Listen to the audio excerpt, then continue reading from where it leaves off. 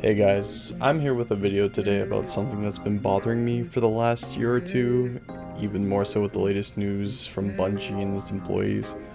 Despite how much I love the game and the franchise, I can't in good conscience recommend Destiny to my friends or family. Here's why.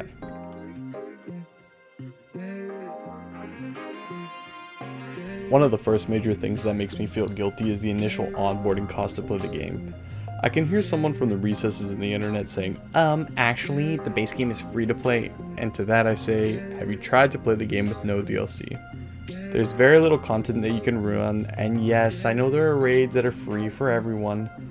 Think about how you can feasibly get to raid or GM ready without high stat armor, and by high stat I mean with higher than a base stat of 60, and weapons that are not even optimal, just good enough to contribute.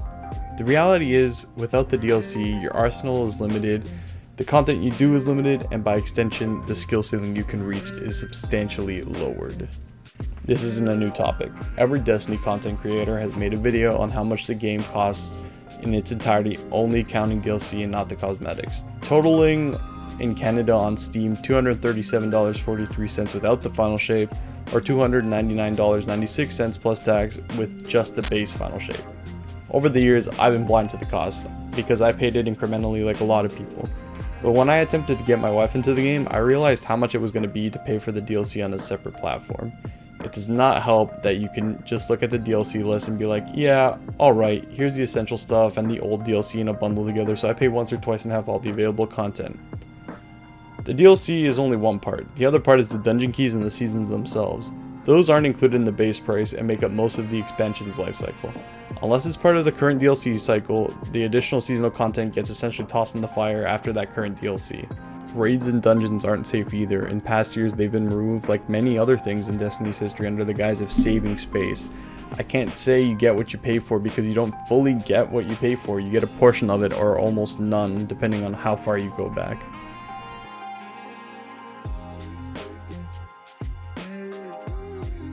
As I mentioned at the end of my previous segment, you don't really get what you pay for. A lot of the game is physically unavailable unless you can go back 3 to 5 years in a time machine. The game does very little to catch you up story-wise, but more importantly, the only way you could have experienced this has been locked in the wonderful Destiny content vault. This is where 4 full DLC campaigns, multiple raids, former season passes, and activities were placed to save space.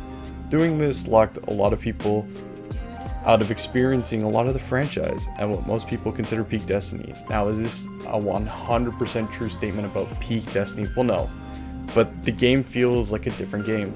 What this means is for someone to jump into Destiny 2 as their first game in the franchise at this moment is basically starting at the end without being able to experience the beginning. None of the characters have value, you miss half the cast who left the franchise, and you can't see the rise and fall of us as the heroes in the story. How do you get invested in something that you didn't experience even partway through? Another thing is that the game, with all its available expansions, is an incomplete experience, and without any DLC, you can barely call it Destiny. This is so incredibly frustrating to me. So first I want them to try the game, but what is there to try? Strikes, Gambit, Crucible? It's disappointing and not a fair assessment of the game. On the other end, you basically have to get all the DLC to play the game properly. Bearing that in mind, not being able to access anything in the DCV, which is 12 to 16 seasons of content, is insane because that's where half the game is, but they integrate it into some of the core playlists. That's not the equivalent value of a season. It's a cheap cop-out while saying it's still available. That allows for new stuff to not have to be made in order to prey on players' nostalgia or FOMO. Without the DLC, you can't progress in a meaningful way. You're locked out of ways to get better stat armor, weapons, and even exotics or subclasses. It becomes more difficult than it already is to progress in the early and late stages of the game. How are you supposed to take on content when the game does a poor job of providing you with the fundamental skills from paltry tutorials? You have to rely primarily on figuring it out yourself, someone else teaching you, or straight up copying a build. For example, properly making a build is 90% of what Destiny is, and that itself has a lot of moving parts. What is my subclass? What does it do? How do I adjust it so it synergizes with the rest of my build? What does my exotic do? Etc, etc. That alone is enough to confuse new players and is required towards the middle of the difficulty scale, but is essential after that breaking point. If you can't make a build, you're screwed. The game doesn't actively tell you how to do that. On top of that, the intro of the game consists of you do a few missions, then you get thrown into the game with no clear direction aside from a few quest markers. They give you limited tools and limited knowledge and say, good luck, Guardian. The dread of where do I go next and what am I supposed to do sets in. I had to explain where to start and at what point to move up in the difficulty and then where to get XYZ to a lot of the new players in my community. You get the picture. The game doesn't allow for very casual investment. You need at least a mild amount to even progress, much less learn the systems and fundamental gameplay. Additionally, you're only allowed to make limited progress weekly. This further slows down the game and increases fatigue. If you're too slow, you lose money and you miss out on content you paid for.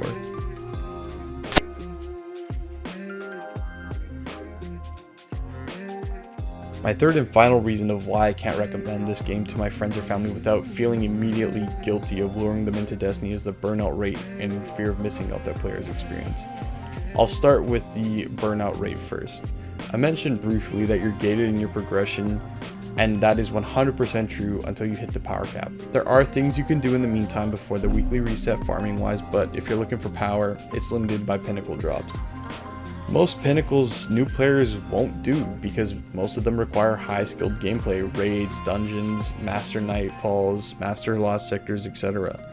But for the sake of argument, let's say they've played the game until the power cap of the previous season and the new season just started. They don't have to power grind, which removes most of the core gameplay.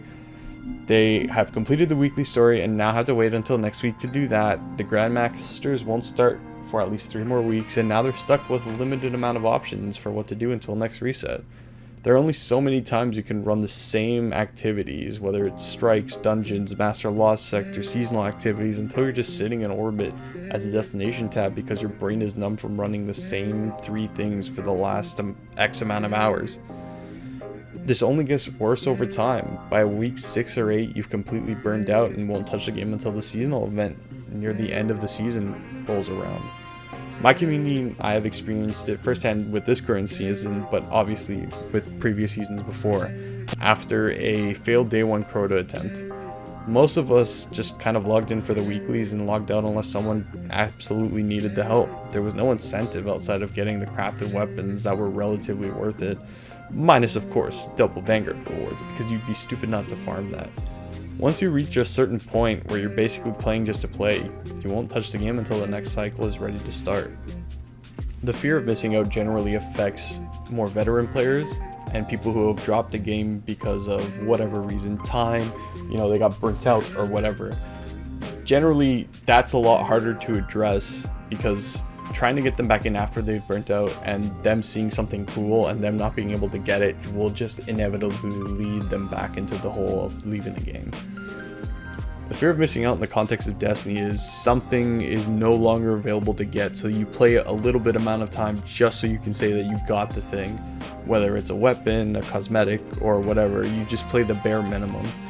And you kind of are sucked into the loop of playing the game just to get those things and not because you enjoyed it. And that's why most people who have forsaken Destiny just don't come back to it, because they don't want to fall into that cycle again. And that's a big problem for a lot of my friends who used to play Destiny. I can't convince them to come back regardless of the price point or whatever, just because they've missed out on so much. They don't feel like they can get back into the game, and that generally is more of a problem than the burnout they initially experience, because you can fight through burnout just because you're playing with your friends or whatever, but just that whole you missed out on so much is a lot more of a gut punch than the burnout was or will be when they get back into it, because they know what to expect. It's not like they're new players. They've burnt out DLCs before, they've burnt out of the game entirely, and they could maybe handle it a bit better, but just not being able to get stuff is awful.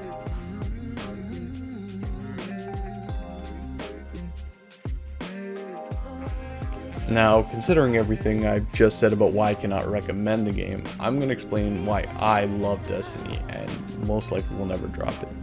Let me get the obvious elephant out of the room. I've been playing this game since Destiny 1, and it's become a very large part of my life. I started in high school. I've continued it through the early part of my adult life, through getting married and university, and kind of wherever life is going to take me now. And I've been playing it so long that it's become a part of who I am, and I think outside of the content, I think I will just continue to play the game until the devs run the game into the ground. Sorry, not the devs. The devs are the good people. They've been taking care of us when we couldn't see it. But until the corporate side of Bungie decides to run it into the ground, I will most likely keep playing it. Aside from the nostalgia, I do think the game has a lot going for it. I've done every piece of content with every class and subclass, but one of my favorite things to do is take a build that I personally think is interesting. Whether it be, you know, a combination of exotics or just something I wanted to try out, and I'll take it into some high-end content, with my teammates' permission, obviously, and then pushing the limits of it. Seeing that the build either works because it has some cool synergy or because I popped off is something that highlights one of the best parts of Destiny for me, the build crafting. That, to me, is the core part, aside from the looting part, that makes the game great. Another thing I do is I set arbitrary goals for myself each season, and that's something you do once you've, you know, played the game for a long time. You kind of have to find new ways to reinvent the wheel. And I like setting stuff for, you know, either getting whatever raid or dungeon seal that comes that season, or crafting every weapon that comes that season. So far I've been pretty good. I'm just missing one glaive, and it's the exotic glaive for the warlock, but that doesn't really count. The game is aimless and has a high burnout rate, but this for me counteracts it. And, you know, with how far I've progressed, I think it's where I should be at this point. I should be setting the standards. I should be setting what I want to do, whatever's worth my time. In recent years, I've attempted day one raids. This started in, I would say, Vow of the Disciple, to be conservative. That's the one I most distinctly remember. And the success highs are fantastic, you know, clearing, you know, encounters and seeing your name on a leaderboard. But that also comes with failures that are heartbreaking. But the experience with my team is something that I think every Destiny player should at least experience once. For me, we only cleared, I want to say it was only Root of Nightmares, and we got pretty far in Crota's, and we got up until Rulk for Vow, and Kingsfall we just had the most scuff to run. But I think that right there is pinnacle Destiny. When you think of Destiny, that right there is what I think the game truly is, where the true test of skill comes in. The gameplay itself feels smooth and flows extremely well between the gunplay and the abilities. It feels like you are a Guardian and you're not just some faceless kind of, you know, space thing. You just kind of throw stuff. No, you have to actively think and try. I think that's what makes the game great. There isn't this massive disconnect, meaning you can fire a shotgun blast and then smack them in the face with whatever subclass specific melee you want, repeating the process until you can't anymore. It's just so seamless. It goes bang, hit, and then you're out of melee energy and you're finding a way to get that back. Another thing is something that a lot of people will agree with that makes Destiny the game that it is the art and the music. The in-game worlds are beautiful. Each space has a different style and tone and atmosphere, which gets complemented by the masterful work of the composers, well, former composers, who put their heart and soul into each piece. Last but not least, I think, is the piece of the resistance, the fashion. There is no greater feeling than having your Guardian be the most dripped out, god-slaying individual in the solar system. At this point, I pretty much spend most of my time making drip for my build than making my builds. It's kind of crazy.